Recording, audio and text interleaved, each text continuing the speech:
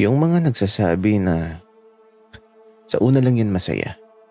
Hoy, inggit ka lang.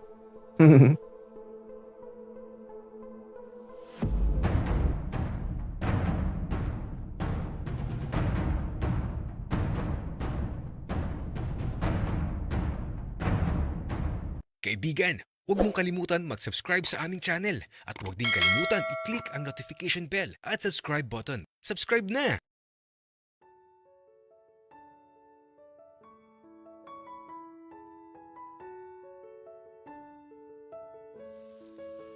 Hindi ko man lang naramdaman na nakauwi na sila tati at nanay sa bahay. Kasama pa nila si Kuya Ben. Kaya ito, paglabas ko talaga ng banyo, sila ang una kong nakita.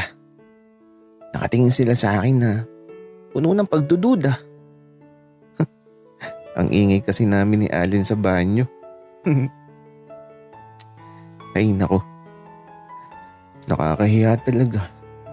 Baka ako nung iniisip nila. Kaya naman pagpasok namin ni Allen sa kwarto, eto. Natatawa na lang kami sa mga kalokohan namin.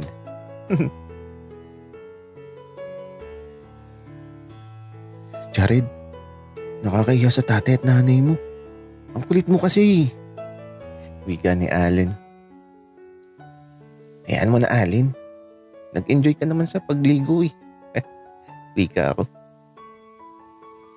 Medyo lang. Pero Jared, saan tayo pupunta? Wika ni Allen. Wala lang. Dito lang sa bahay. Bakit? May gusto ka bang puntahan? Wika ako. Akala ko kasi may pupuntahan tayo kaya naligo tayo. Wika ni Allen. Ganun ba? Kung gusto mo, sa langit tayo pumunta para masaya. Wika ako. Uy, Jared, pwede ba tumigil ka sa kalokohan mo? Nakakatakot ka na, promise. Wika ni Allen. Natatakot ka pa niyan. Pero gusto mo din naman. Wika ako. Sira ka talaga, Jared. Pero ano bang plano mo? Wika ni Allen. Wala naman. Gusto ko lang maging masaya. Yun lang. Wika ako. Paano ka naman magiging masaya kung andito lang tayo sa kwarto mo? Wika ni Allen. Allen, okay lang. Masaya naman ako sa mga nangyayari. Tsaka Allen, kung alam mo lang kung gaano ako kasaya ngayon. Wika ako. Hindi ko alam, Jared. Pero bakit ka ba masaya? Sabihin mo na kasi ang totoo sa akin. Para naman kapag nalaman ko, magiging masaya na din ako. Wika ni Allen. Allen, wala akong alam. Tsaka malapit na kasal mo. Kailan ka nga ikakasal Wika ako. Kailangan kong ilayo sa katotohanan ng sitwasyon. Kasi ayokong maging magulo ang kasal niya. Jared, ilang tulog na lang. Kakasal na ako basta itong singsing na nasa kamay ko, bibigay ko na lang sa'yo. At kung kanina man galing to, sana maging masaya na din siya. Wika ni Allen habang pinagmamasdan ko ang kanyang mga mata. Ang sakit lang sa puso at isipan ng ganitong sitwasyon. Pinaglayo kayo ng pagkakataon. Pinaghiwalay ng tadhana. Tapos, sinusubok pa sa paglipas ng panahon. At tila ba, di talaga sang-ayon sa guhit ng kapalaran ang pangakong binitiwan sa nakalipas na panahon. Bakit ganun? Bakit kailangang may nasasaktan, Hindi ba pwedeng masaya na lang palagi? Kaya ito, sa paglipas ng mga oras, nasa silid lang kami ni Allen. Nag-uusap lang tungkol sa mga bagay na plano niya pagkatapos ng kasal. Ako naman, nakikinig lang, nasasaktan. Kasi kahit ipilit ko ang gusto ko, kung tadhana na mismo maglalayo sa amin, wala na akong magagawa. Tatanggapin ko na lang ang hatol ng kapalaran ko. At pipiliin ko na lang ang maging masaya sa sitwasyong di ko alam kung hanggang saan ako dadalhin ng huling mga sandali ko.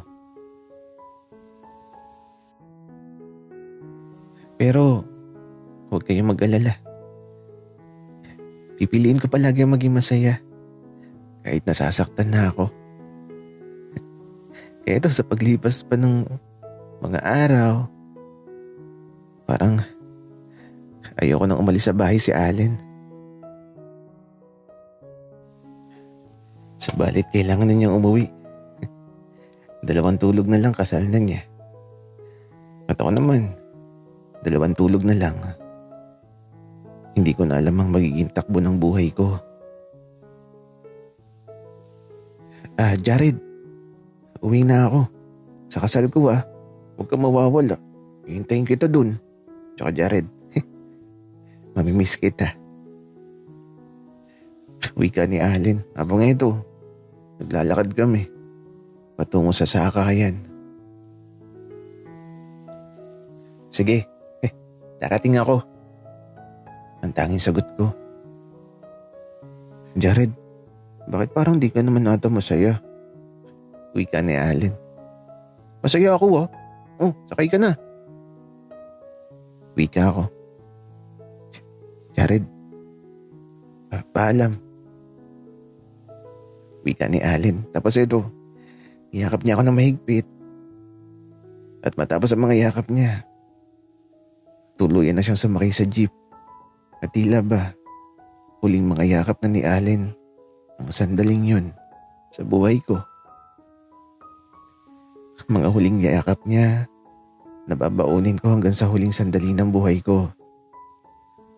At ang kanyang mga matatamis na ngiti habang kumakaway papalayo.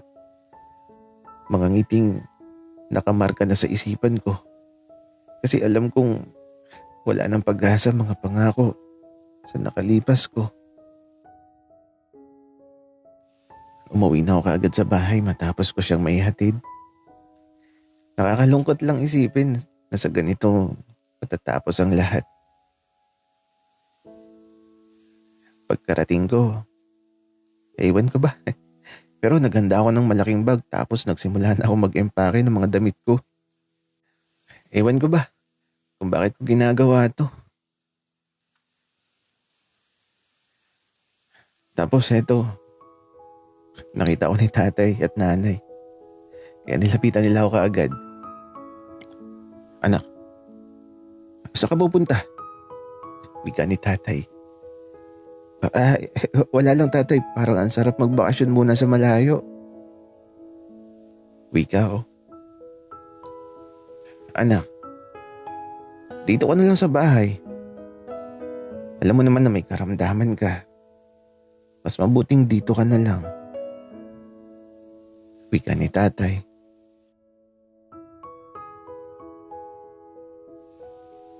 Tatay, pagbigyan niyo na ako.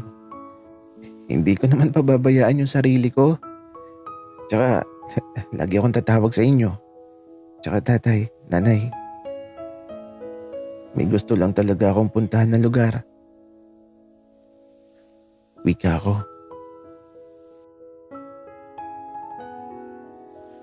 Anak, kung saan ka magiging masaya, hahayaan namin ang kagustuhan mo. Basta anak, huwag mong pababayaan ang sarili mo.